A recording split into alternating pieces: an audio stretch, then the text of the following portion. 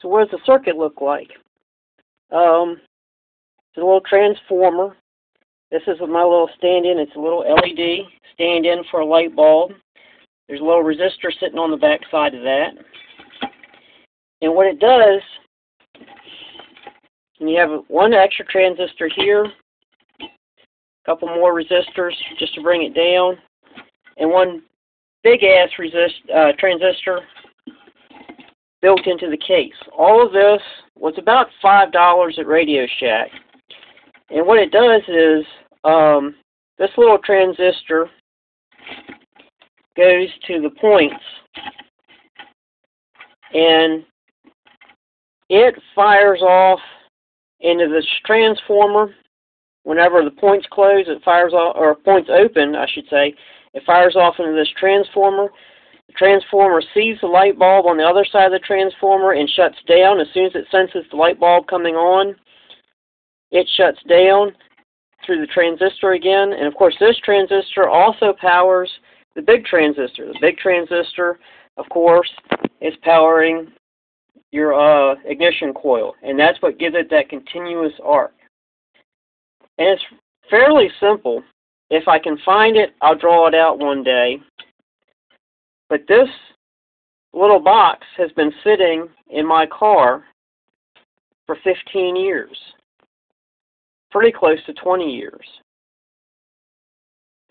And it saved me probably about 2 miles. You know, it was a Gran Torino fastback, so it only got 15 miles to the gallon to begin with. But this pushed it up to about 17, 18. So I was getting some enjoyment, little bonus horsepower out of it. Not a whole hell of a lot. The biggest thing for me was that it didn't wear out, it stopped wearing out these points. Now, of course, the car, you know, it's a 72 Gran Torino. It no longer exists in any kind of meaningful way. But the box still does, and technology, I ran across the little old box when I was cleaning out the car, and just brought to mind how inventive I was way back when. Now, of course, nothing here is proprietary. This circuit can be found, or versions of this circuit can be found pretty much anywhere on the internet.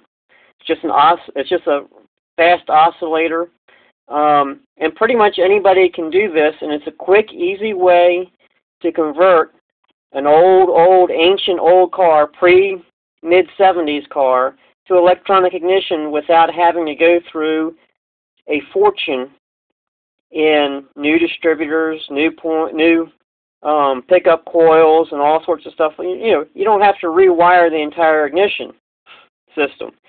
All this does is it just rewires this little tiny bit of it and rewires the coil just a tiny bit.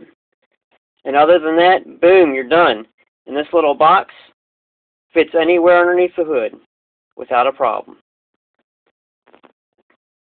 Hope you found that useful. I did.